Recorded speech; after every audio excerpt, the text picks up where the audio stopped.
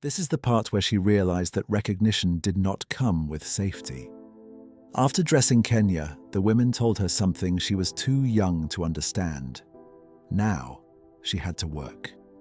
They took her to Insurgentes near Álvaro Obregón, a corner where transgender women stood at night, under the control of people who charged them just for the right to be there.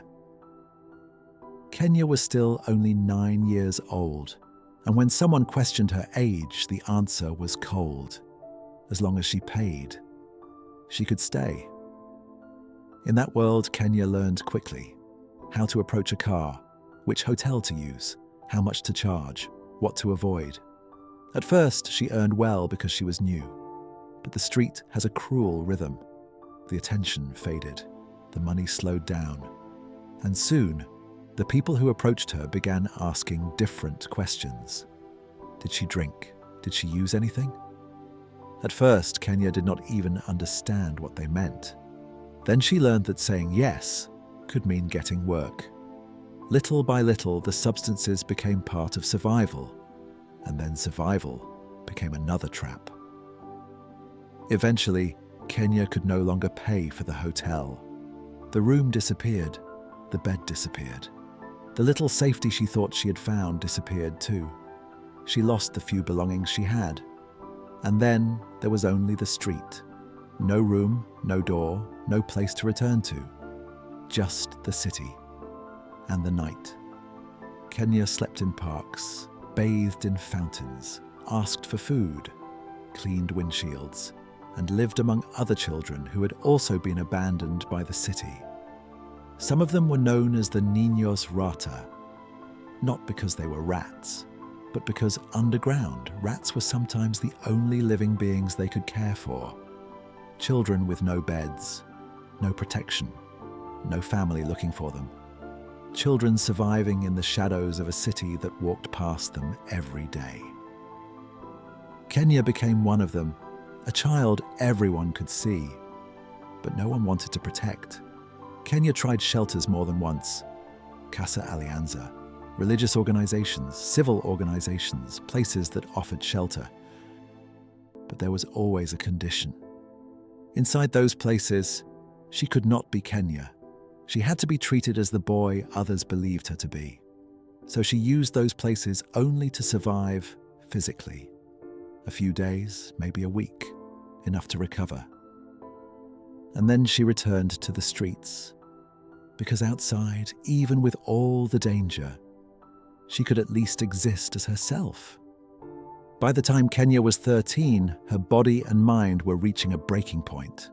After days without sleep, and after heavy substance use, she returned to Casa Alianza and said she wanted to stay.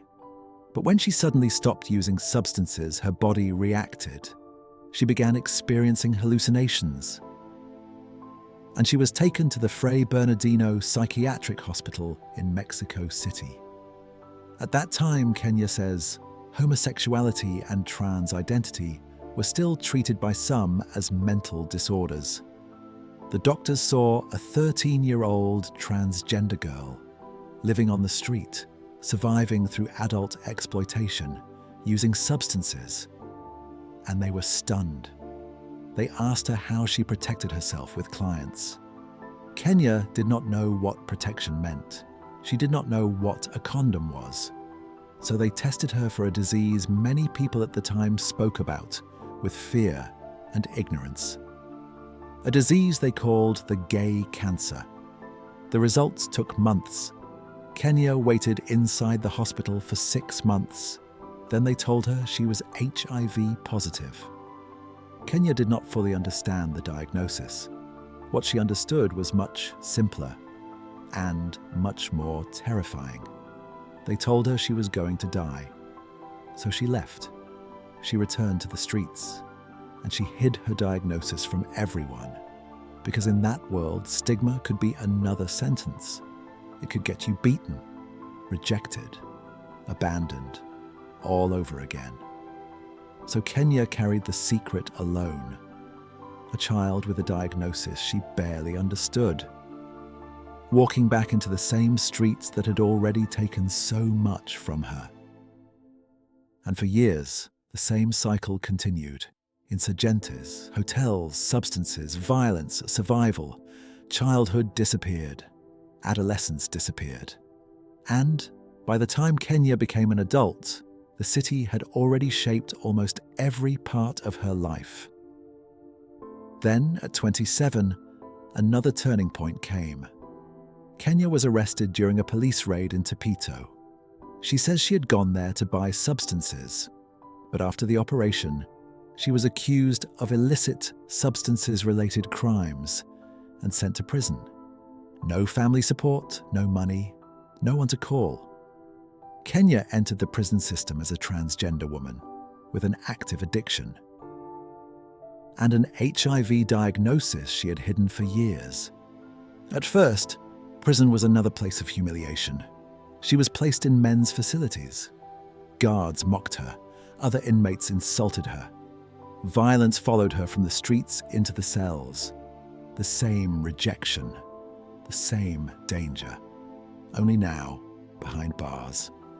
After one violent confrontation where Kenya defended herself, she was transferred to Santa Martha, a prison she describes as one of the most dangerous. And there, for the first time, she revealed the diagnosis she had been hiding.